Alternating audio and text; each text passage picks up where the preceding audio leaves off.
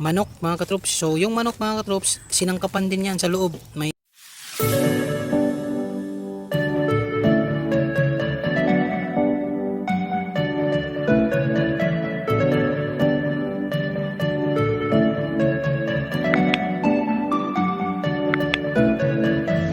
mga katrops, pupuntahan natin sila ngayon. Tingnan natin kung nag-umpisa na yung lechon nila. Ayan na mga katrops, lechon na yung barkada natin. Ayan, kita na. Ayan mga katrops ha. Nabad na. Padali ra ba kaayo ah. Ready ay atad sumol. Puslan day kita na ang panday. Atad ko kita maglechon ngero. Dugay magisa ra pa. Inana ra man di ay.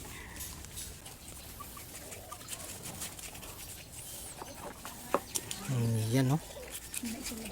Bilis oh.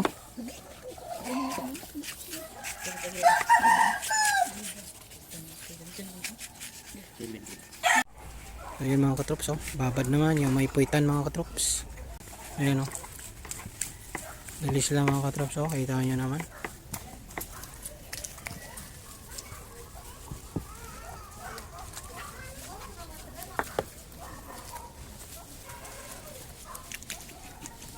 Ayan, kiniskisan na mga katrops yung balat natin, dalawang master lechonero.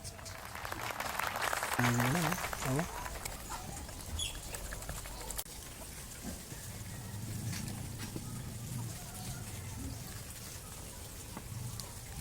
So yan mga katrops, kita nyo mga katrops, tanggalin talaga yung joint dyan. Yan ang tamang paglilitsyon. So ito sa mga hindi marunong maglitsyon, ayan, matututo na kayo kasi meron ng guide. So yan mga katrops, tatastasin na yung belly para kuhanin yung laman loob. Okay, so ayan mga katrops, may tamang proseso din ng pag hiwa para hindi maputol yung pinaka bituka, laylayan. Ayan, kita nyo, hinila mga katrops. So ayan oh, tinatastas. Ayan. Ayan mga katrops, para maiwasan na hindi maputol yung bituka, para hindi sumabog yung mismong laman ng okay, so ayan. Iba talaga pagbiyasa mga katrops. Master lechonero. Ayan. Tanyo yan. Okay. So nilapag lang mga katrops sa mesa. Simpleng simple. Hindi na kailangan ganun lang. Iba talaga pag magaling talaga. So yung mga katrops, marami naman ditong mga Muscovy na maliliit. Tsaka yan yung nanay niya oh. May alaga nito, yung barkada din natin na naglilitsyon. Meron din siya Muscovy. Ang ganda rin ng lugar niya kasi merong maliit na safari ito. Ayan oh. So dito sila naliligo, naglalaro.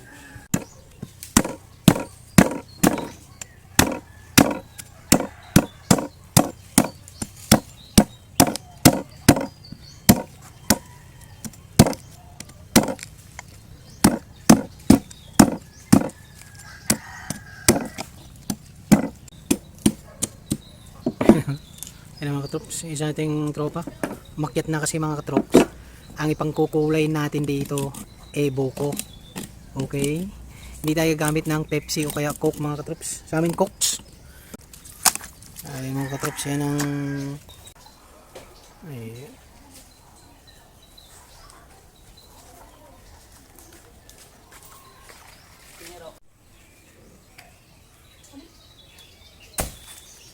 mga katrops ha.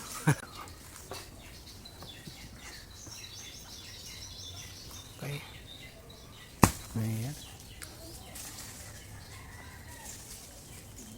So yung mga katrops, papasok na yung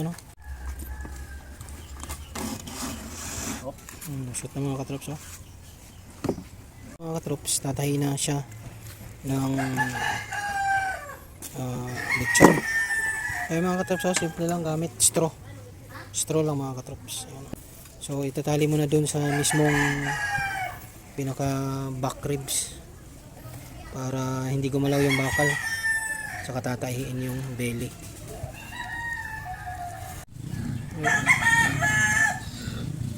Yung mga katrops, yung pagtali, kita nyo may lock kada pihit, kada pasok. Pagtali sabay lalak.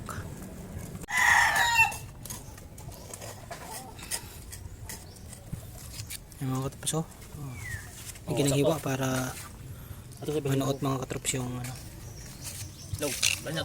So yung mga katrops ay lapat na. So ayan mga katrops, pag nakaganyan pinapatulo na yan mga katrops. Mga katrops, yung ating sangkap, nakita nyo yan, tanlad, spring onion, buko, pampakulay. Tapos meron tayong papasok na manok.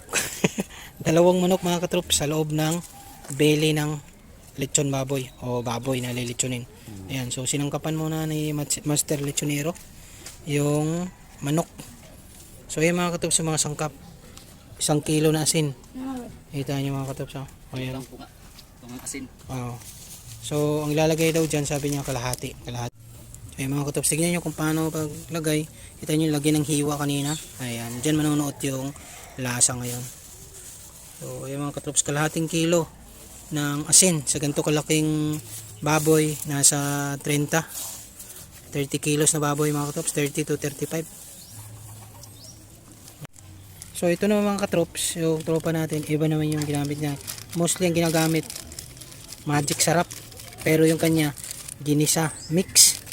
So yung mga katrops, yung sangkap yan, pinaghalo na yung paminta, red bell pepper, bawang, sibuyas, at dahon ng laurel. Okay, so yung mga katrops, pinaghalo-halo ng mga katrops, makikita nyo, spring onion, ayan ang manok mga katrops. So yung manok mga katrops, sinangkapan din yan sa loob. May spring onion, may tanlad, meron din sibuyas, ganun din yung belly ng baboy. Okay, so nandiyan na lahat, bawang, dahon ng laurel, ginisa mix, sibuyas, spring onion, yan ang tanlad, nilagay na. Ayan mga katrops, kita nyo naman, dalawang manok ang ilalaman.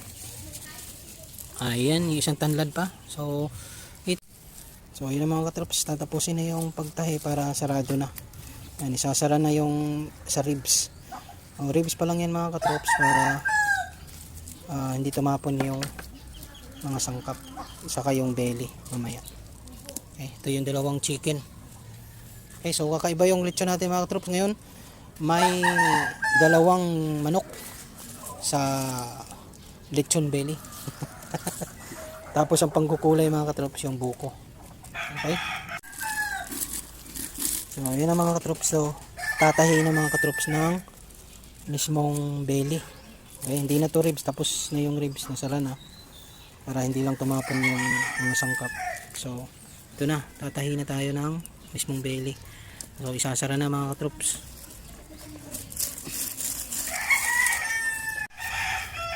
So yun mga katrops, nasara na. Ayun, inihigit na lang yung straw. Ayun, sasara ng belly, isa-isa, sasara, tiklop, tahi, tiklop. Ito mga katrops, kanya ay hihigitin lang, pinasok niya lahat, tapos hinigit, ayan, sarado. Makita nyo mga katrops, linis ng pagkakatahi. Ayan, so it takes din mga katrops ang paglilitsyon mga katrops, experience, lalo na sa lasa, timpla, at yung mga ganito, pagkatay. Siyempre marunong ko rin magkatay, maglinis ng bituka, ng belly, magtanggal ng bituka. Ayan, so ayun na mga katrops, ang ating lechon pinapatulo na mga katrops. Ayan, tinatali na lang yung pangunahan mga katrops na paa. Kita nyo yan. So ayan, ganun dito mga katrops sa buhay probinsya. Lechon. Yan yung mga katrops, sa susunod papakita ko naman sa inyo yung lechon negra. Maglelechon tayo ng negra mga katrops. Okay? Yay! So ayan mga katrops, kahoy, ayan, haling na mga katrops, haling, magsisiga. So ayan mga katrops, yung kahoy, ang ganda, talisay mga katrops ang kahoy. So isa mga katrops, pag naglelechon, siyempre meron ka talagang kahoy na maganda, yung consistent yung apoy. Hindi mo pwede yung basa-basa na kahoy o kahoy lang, basta kahoy lang, kasi Kaya pangit yung kalalabasan ng lechon. Okay, so ayan oh. Ganda ng kahoy mga katrops. Tayo mag lechon sa ilalim.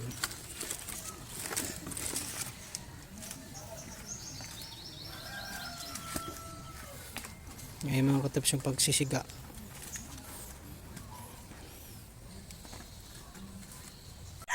Ayan mga katrops, lalagyan na ng buko. Ayan, so mga katrops yung sabaw ng buko, yung tubig, yan ang ipapahid. So imbes na Coke o kaya Pepsi para pumula, so buko yung gagamitin. Ayan. Ayan mga katrops, so andyan na yung dalawang manok sa loob ng belly. Yung mga katrops, buhos isang buo. So dalawang buko yung ginamit ng mga katrops. Dalawang buong buko yung tubig. Tapos papatayuin. Okay. Ayan. Ayos. Ayan mga katrops. Lalagay na. So yung mga katrops, pag magaling na talaga o mahusay na talaga maglechon, ayan kita mo mga katrops, nilalapat ka agad nila. Nilalapat ka agad nila sa apoy yung lechon. Pero pag tayo, isip natin, baka masunog kung kung hindi ka marunong. Pero ayan, lalapat ka agad nila sa apoy, tapos maya maya dahan-dahan namang ilalayo sa apoy.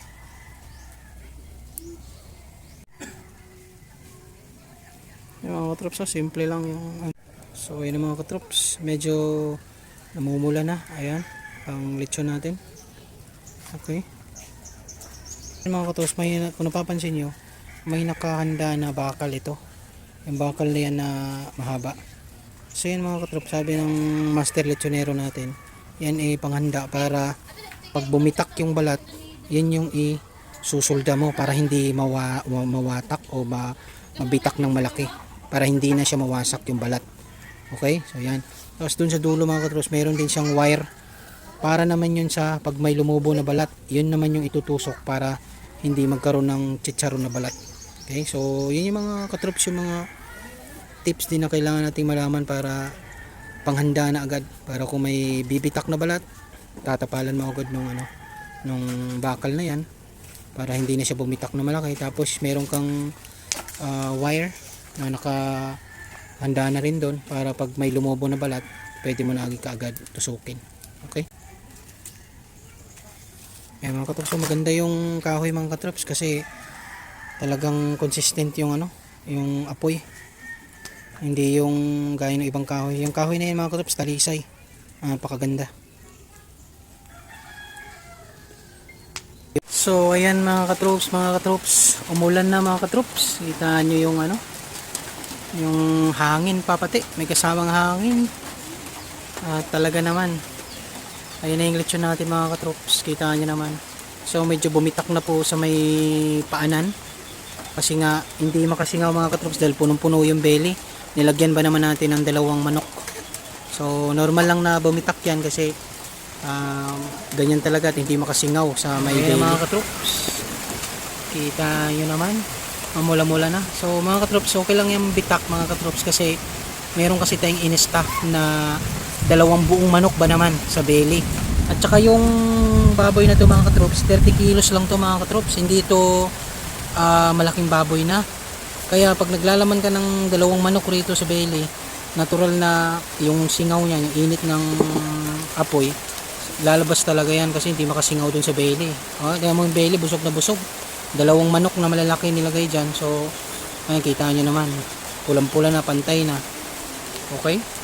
So, ganun lang yung mga katrops. Pero pag commercial, ganun naman talaga, hindi sila nag-stuffing sa loob ng tiyan para maiwasan yung magbitak yung balat. Okay? Pantay na pantay yung pula dahil sa sabaw ng buko. Ayan mga katrops, crispy kita nyo, tunog tunog, malutong. Ayan, kumalas na mga katrops, sobrang kumalas na yung pa mga katrops. Ayan mga katrops,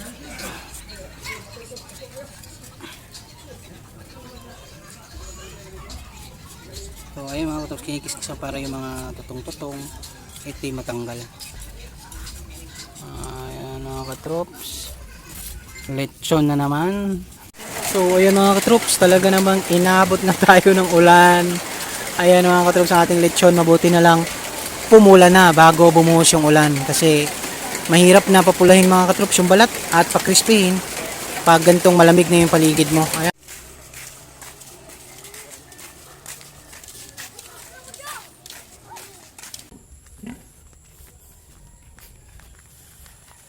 Titit, deliver na mga katrops ang ating lechon. Tayo sa ilalim ng puno ng mga niyugan. Ang bakal.